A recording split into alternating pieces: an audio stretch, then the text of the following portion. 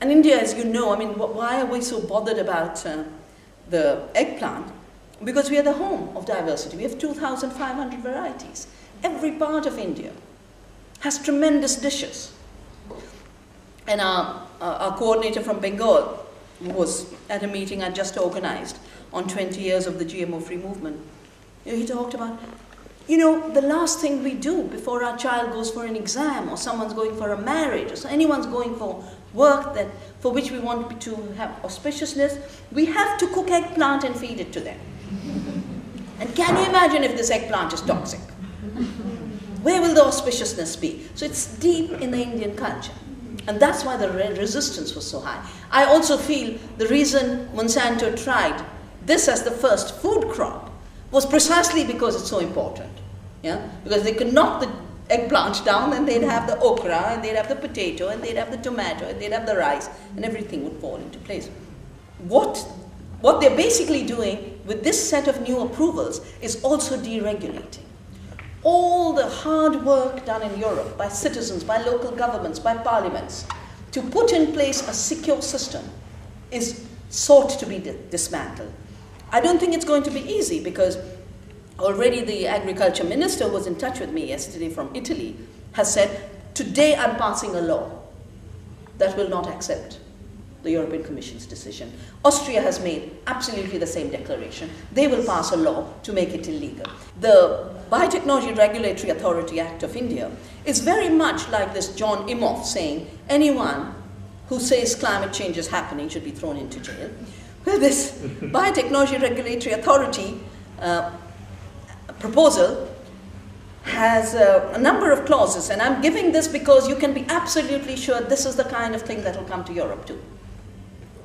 Article 63, if anyone questions the safety of GMOs, they can be thrown into jail for 6 months to 2 years and fined 200,000 rupees. Never happen in independent India. We won't let it happen in independent India. First, we are working to make sure the parliament doesn't pass it. But I've known so often industry comes and says, we can buy every parliamentarian. How can you stop us? We have so much money. They say that in the fisheries issue, they say that in the mining issues. They just have so much money and they bribe. And England has had its share of parliamentarians being bribed, isn't it? I don't think there's any place where politicians are truly clean anymore. The second clause says that states cannot make a decision. Why are they saying this? Because 13 states said no to the GM eggplant. And that was a huge mobilization on our part. We went to the chief ministers. I worked closely with my own chief minister of Uttarakhand, the Kerala chief minister, and state after state started to say, no, we won't have this, like the 51 regions in Europe. So now they've added a clause saying states cannot make a decision, which would be totally against our constitution, because under our constitution, all decisions about agriculture must be made at the state level, not by the center. So we're going to challenge that too if they get this law passed. Why are these issues so important for transition towns?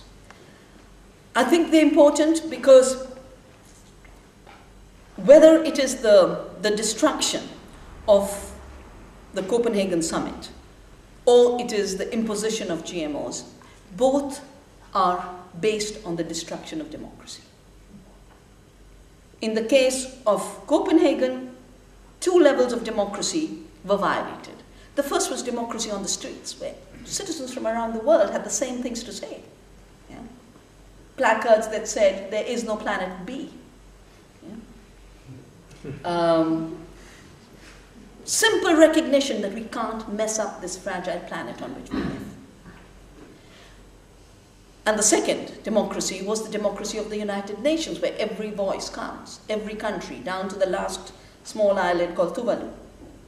And when this accord was imposed, part of what was being said is, if you behave yourselves, the countries who've never behaved themselves telling the rest of the world, if you behave yourself, we might give you 10 billion for adaptation.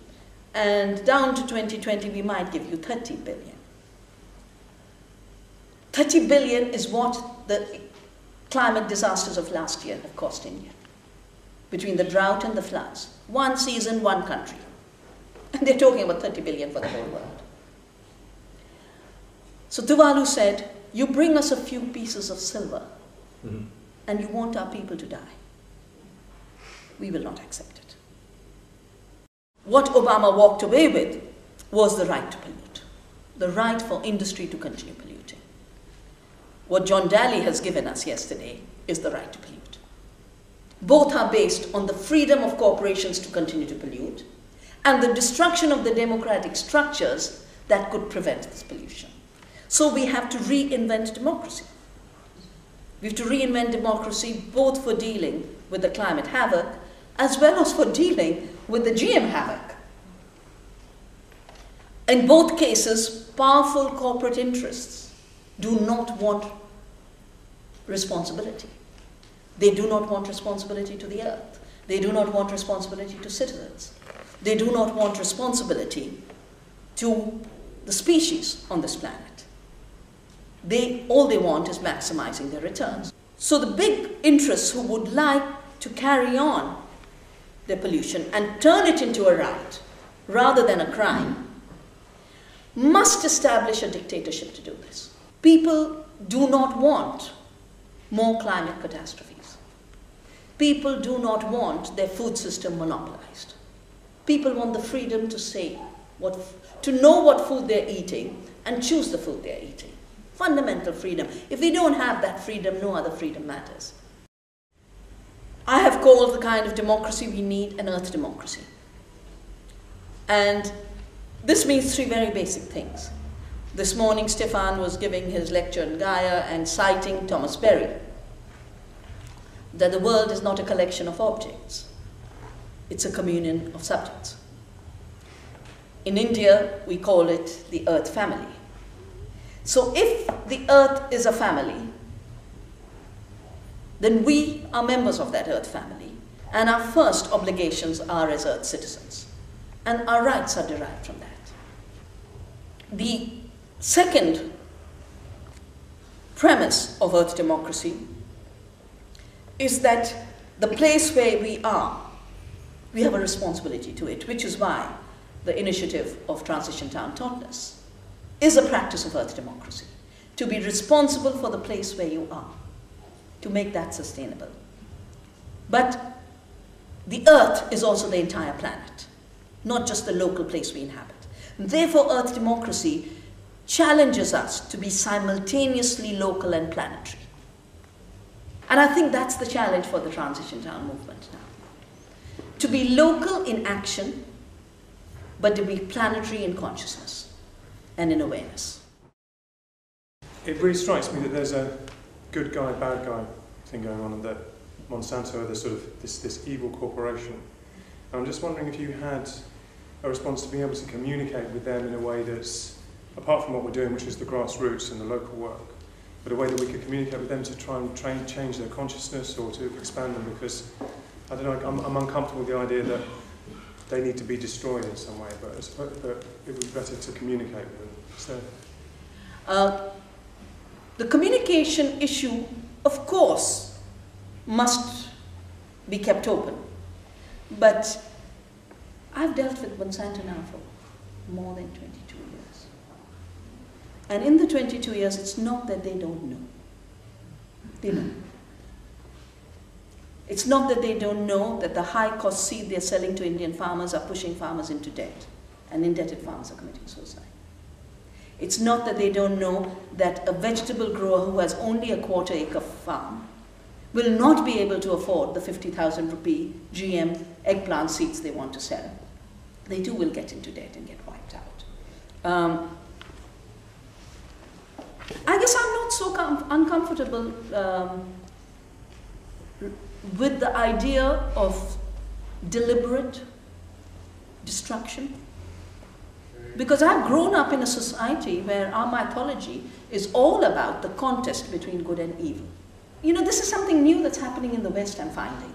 This discomfort of recognizing evil as evil. There is evil in the world. The people who deliberately destroy, we must recognize them for that. That doesn't mean you hate the individual in there. After all, Gandhi said he wanted to destroy the British Empire, and he did. There was nothing wrong with that. The workers. Well, we're talking about hand to mouth. See how we're living. Every day is a sentence. Before you get the money already spent. Can't get the hole in the pocket to mend. Hand to mouth. Life is worth living. And I'm not gonna give in. After the battle, sweeter the victory.